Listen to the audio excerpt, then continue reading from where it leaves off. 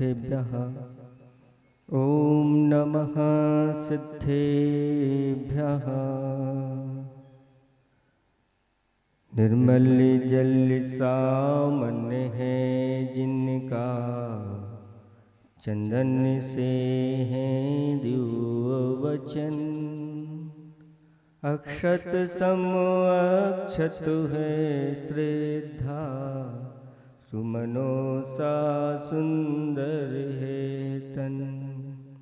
नैवेद्य चरित्र जान है दीपक, बसु विधि करते धूप महा धूप दहन।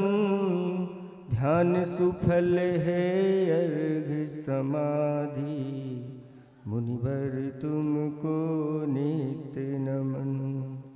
अनर्घ पद को पाने गुरुवर, मेरा अर्घ समर्पित है।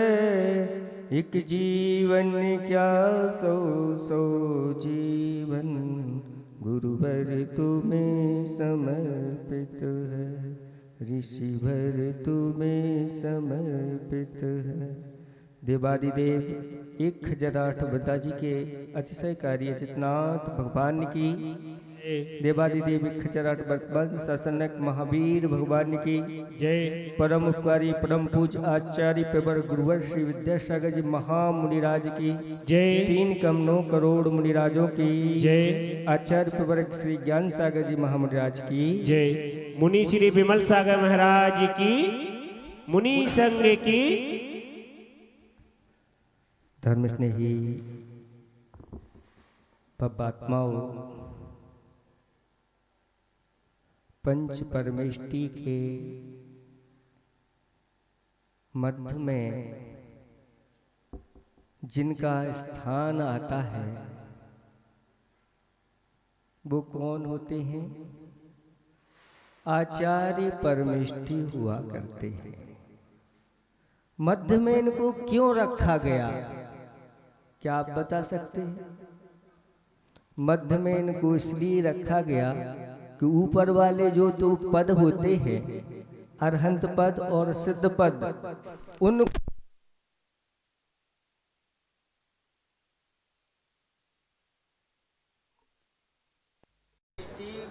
महाराज सुना आप लोगों ने? आवाज आई? जो ऊपर के 2 पद होते हैं, सिद्ध परमेष्टि और अरहंत परमेष्टि, उनको बताने वाले कौन होते हैं? गुरु महाराज आचार्य परमेष्टि। और नीचे के जो 2 पद होते हैं, उपाध्याय और साधु का पद, ऊपर वालों को तो बताते हैं लेकिन नीचे वाले पदों को स्वयं आचार्य भगवंत बनाते हैं। ये उनकी महिमा है।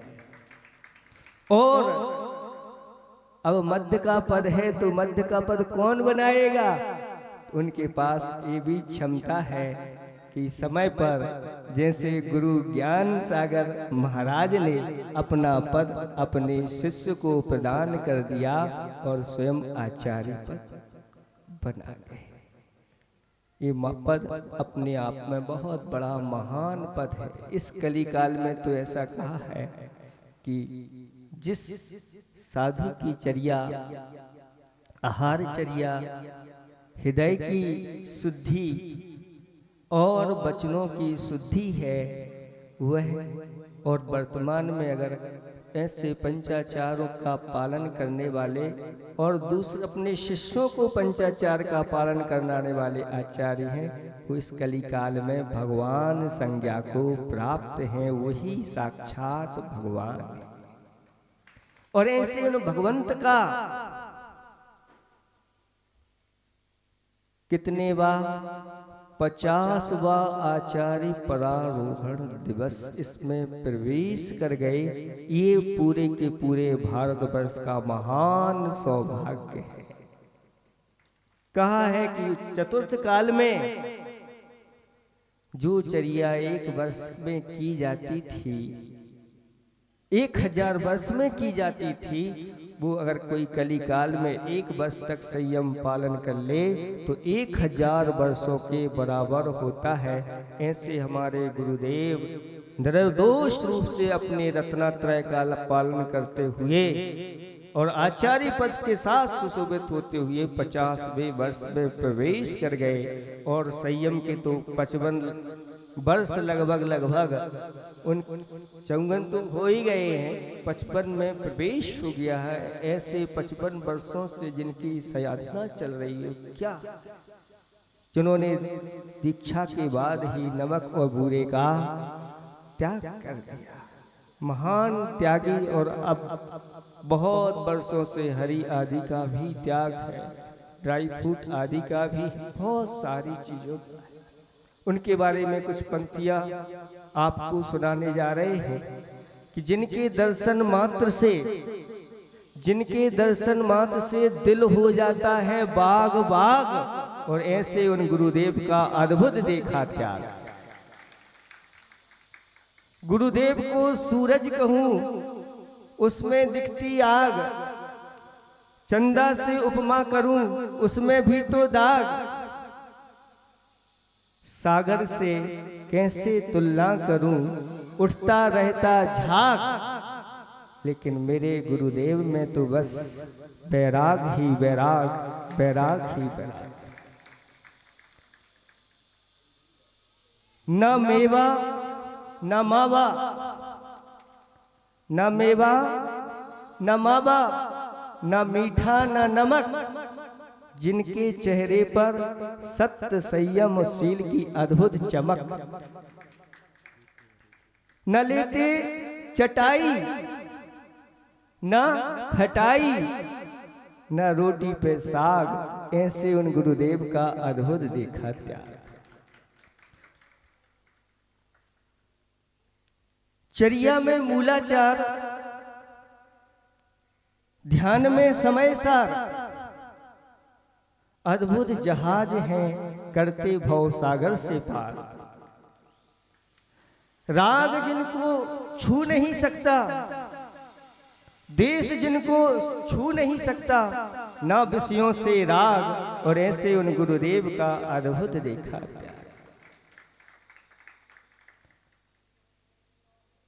करुणा जिनके दिल में रहती, राम श्याम है गौएं कहती। करुणा जिनके दिल में रहती, राम श्याम है गौएं कहती।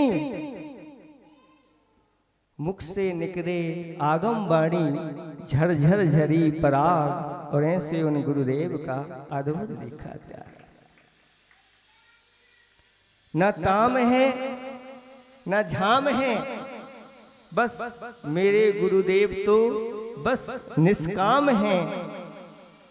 उनके बारे में क्या कहें बंधुओं, हमारे गुरुदेव का तो बस विद्यासागर नाम है, विद्यासागर नाम है।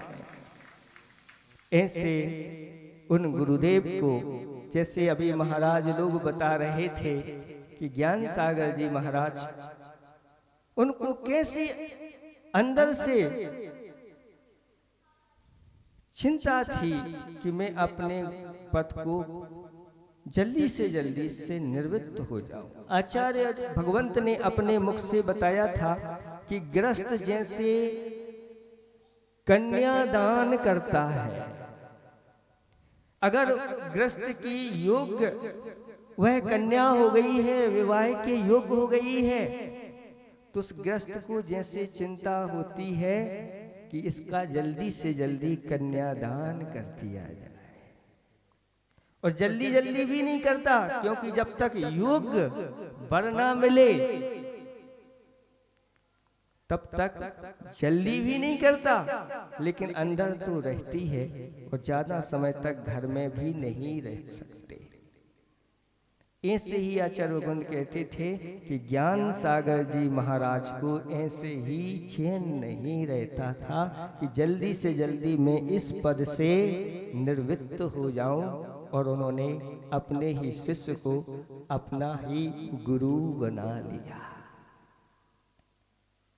वो पंक्ति पूज्य ब्रह्म सागर जी महाराज की अस्त हो रहे ज्ञान सूर्य ने, सोचा था एक दिन की शाम, मेरे ढल जाने के बाद कौन करेगा मेरा काम।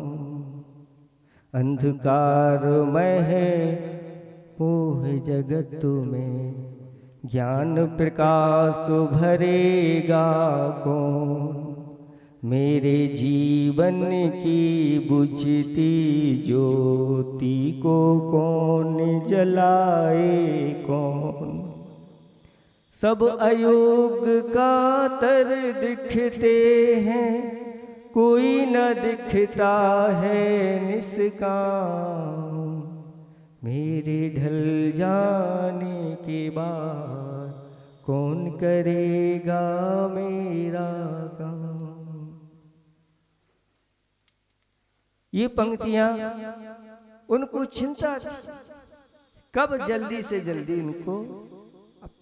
ऐसे ही आचार्य भगवंत हमेशा हमेशा वो प्रसंग सुनाते रहते हैं और गुरुदेव को स्मरण करते रहते। अंत समय में उन्होंने कहा था, आचार्य भगवंत ज्ञान सागर जी महाराज ने, गुरुकुल बना के कुल गुरु बनना, वचन नहीं प्रवचन देना। छोटा बड़ा भेद को तज कर तुम सबको अपना लेना। मैं निश्चिंत हुआ विद्या गुरु जीवन बना सफल वरदान। मेरे ढल जाने के बाद कौन करेगा मेरा काम। कौन करेगा मेरा काम।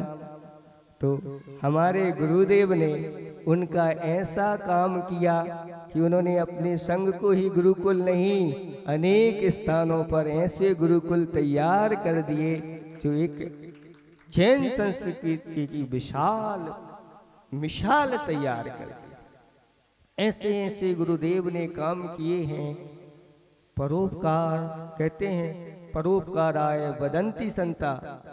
परोपकार के लिए संत बोलते हैं, लेकिन परोपकार करने वाले जो संत होते हैं उनका हृदय बहुत विशाल होता है। अपना तो उपकार करते ही हैं, साथ साथ में कई लोगों का उपकार करते हैं, जिनकी महिमा के बारे में क्या बताएं। एक संस्मरण आपको सुनाना चाहते हैं। उनके एक अनन्य भक्त जबलपुर के डॉक्टर साहब पीसी जैन, उनके अनन्य भक्त थे। और कुछ महाराज या कुछ श्रावकों ने कहा कि ये डॉक्टर साहब हैं, इतना सब कुछ करते हैं, लेकिन ये प्रतिमा नहीं लेते, आपसे वृत्ति नहीं बनते। ऐसा कह दिया आचार्य जी के सामने। तो वह कहते हैं, आचार्य भगवंत मैं तो आज ही प्रतिमा ले लूं, लेकिन क्या करूं, मेरे कुएं में, वहां पर जो कुआं है उसमें पानी नहीं है। अगर उसमें पानी आ जाए तो उसी दिन आकर के मैं आचार्य भगवंत से प्रतिमा ले लूंगा। आचार्य भगवंत ने उनके लिए आशीर्वाद दिया और उन्होंने क्या किया, अपनी नैपकिन से गुरुदेव को चरणों को पोंछा, अच्छी तरह से पोंछ करके, और श्रद्धा के साथ उसमें थोड़ा सा पानी डाला और उस नैपकिन के जल को गुरुदेव का स्मरण करते हुए उस कुएं में उस जल को डाल दिया। और देखा कि कुछ ही दिन में उसमें 7 फुट पानी आ गया और उन्होंने गुरुदेव से जाकर के प्रतिमा को धारण किया। ऐसे गुरुदेव की ये महिमा है। गुरुदेव जब इस तरफ आए थे, बुंदेलखंड की तरफ आए थे, फिरोजाबाद चतुर्मास हुआ था। उस समय ज्यादा नहीं था, कुछ भी ब्रह्मचारी लोग थे, पंडित लोग आते थे, विद्वान लोग आते थे और कहते थे, आप आचार्य परमेष्टि हैं, आपका संग कहाँ है, आपका परिकर बहुत छोटा है, ऐसा आचार्य भगवंत से कहते थे, लेकिन आचार्य भगवंत बिल्कुल शांति के साथ सब सुन लेते थे और मुस्कुरा देते थे। कुछ ही वर्ष में थोड़ा सा ही समय बीता नहीं और वही पंडित जी जब खजुराहो में आए, उस समय की बात है, और कहते हैं आचार्य भगवंत आपने तो अपना परिकर बहुत जल्दी बढ़ा लिया, और फिर ऐसा बढ़ा, कैसा बढ़ा, वो तो आप सब, हम सब बड़े बाबा के बड़े समूषण में और छोटे बाबा के बड़े संग को कैसे देखेंगे, वो आंखें तृप्त नहीं हो पाएंगी उस दृश्य को देख करके। ऐसे उन आचार्य भगवंत की महिमा कहाँ तक करें, समय बहुत हो गया, आप लोग सब लेट आए। हम तो सोच रहे थे भले लोग आए अथवा ना आए, 1 बजे से ही अगर आप लोग बुलाने आ जाते यहाँ पर तो हम लोग बिल्कुल अच्छी तरह से गुरुदेव का गुणगान बहुत अच्छे से कर लेते, लेकिन आप लोग भी सोच रहे हो गया। ऐसे वह अंत समय में यही कहेंगे उन गुरुदेव के लिए कि खुद से खुद की मुलाकात हो, रूह से रूबरू होने का जुनूनो जज्बात हो। जुग जुग जिए मेरे गुरुदेव, वह पूर्ण आयु हो, दीर्घायु हो, शतायु हो, चिरायु हो, और उनके जीवन में हमेशा समता की बरसात हो, समता की बरसात हो। अहिंसा परमो धर्म की। बोलो मुनि श्री विमल सागर महाराज।